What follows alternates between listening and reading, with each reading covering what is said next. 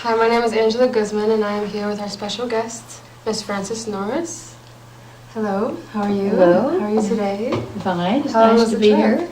It's nice to be here. Yes, How long has it been? it's been a long, long time. I graduated in 1944, Ooh, and I haven't been back since, so it's been that long. wow. You Well, do- where are you today?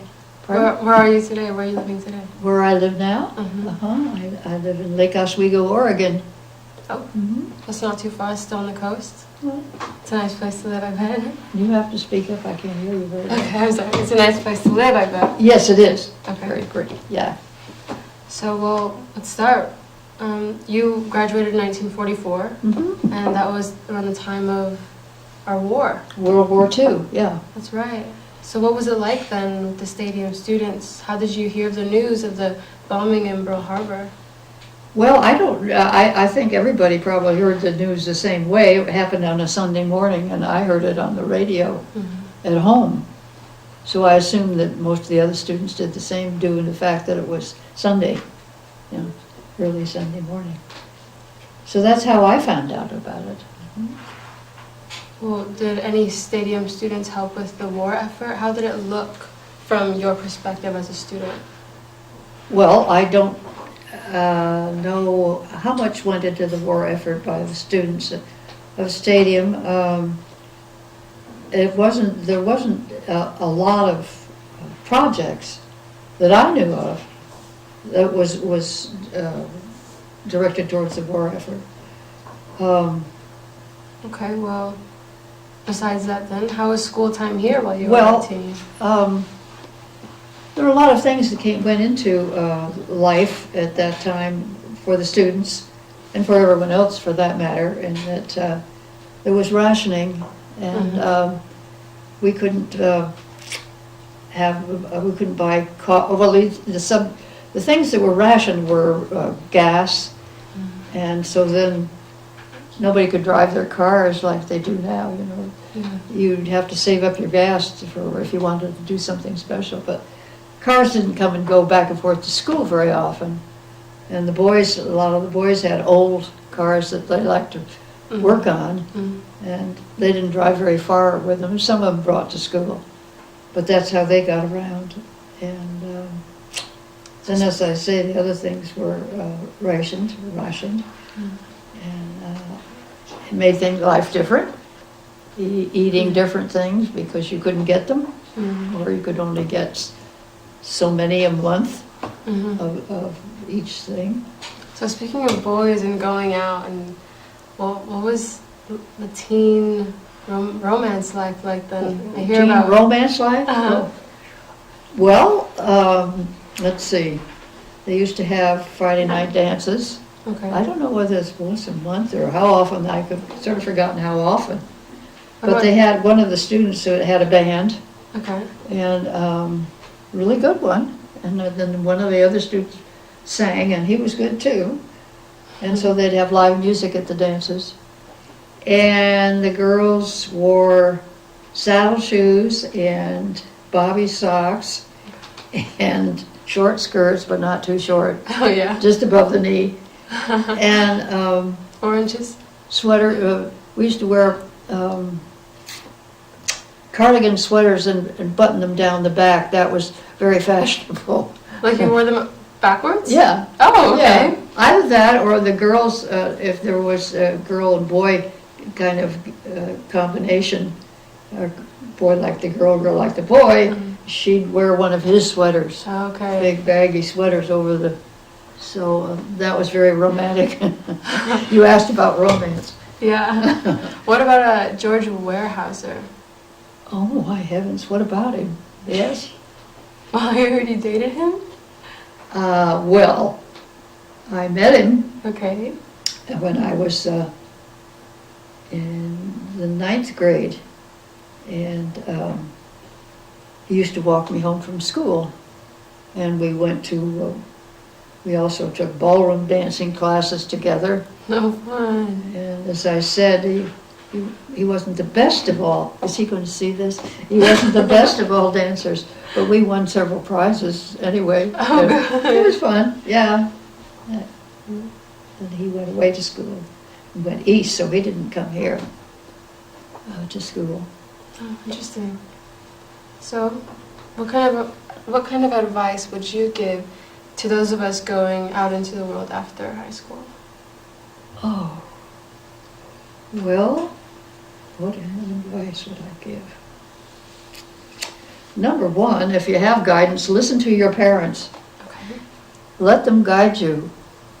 You can be independent, but don't go too far out on your own for a while until you learn the way of the world. Because lots of students, I think, get kind of lost and still need direction a little after high school and into college. I think that probably that's the most important thing I can say is listen. Listen to our parents? Yeah, Listen to our guides? Listen to your parents if they, advisors? you know. Well, do you have any children now? Do I have children? Yes. I have one son, my oldest son, and I have another son in California, and I have a daughter in Oregon. 3. Mm-hmm. And you asked about the war effort, Mm-hmm. and I would like to tell a story, if I may, about between Stadium High School graduation and going to the University of Washington. It was during the war, and they needed workers in different types of jobs, because the men were all going off to war, and the women, so they asked women to take some of these jobs. Mm-hmm. So some friends of mine and I decided that we'd go. McCord Field was wanting workers, so we decided we would go and apply at McCord Field. We had no idea what we were doing, but we went out there, and they hired us, and they taught us how to install oxygen instruments in the fighter planes. I think they were P-38s or the P-39s. And so we learned how to do that, and did that for the summer, and punched the time clock, but one time we were living not far from the McCord Field, Mm-hmm. and so it was a very hot day in the summer, and so we decided we'd wear shorts.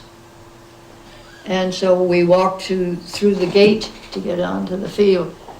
And the man in the booth at the front, to let you through, looked at us and kind of laughed.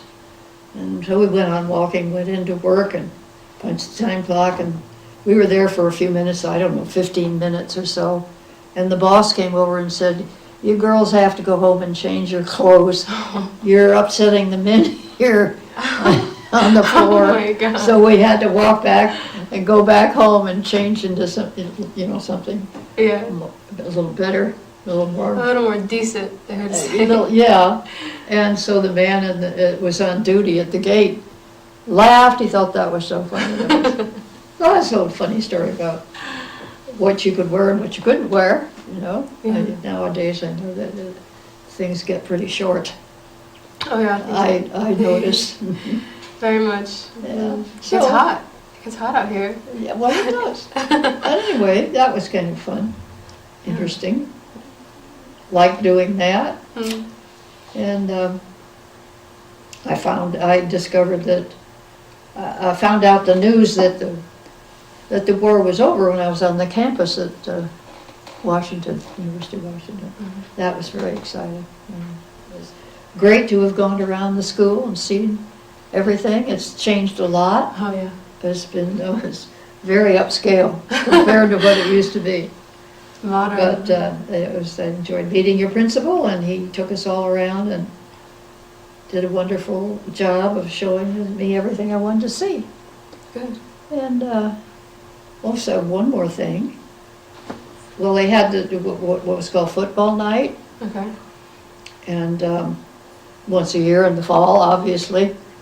And that's when all the students would get together and they'd think up things to do and entertain. Mm. And they had it in the auditorium.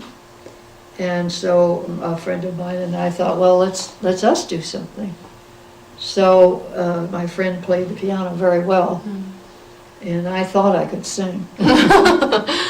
So we decided that I would sing and she would play the piano and get up on stage. Well, and everybody's there. I mean, there's hundreds of students out there.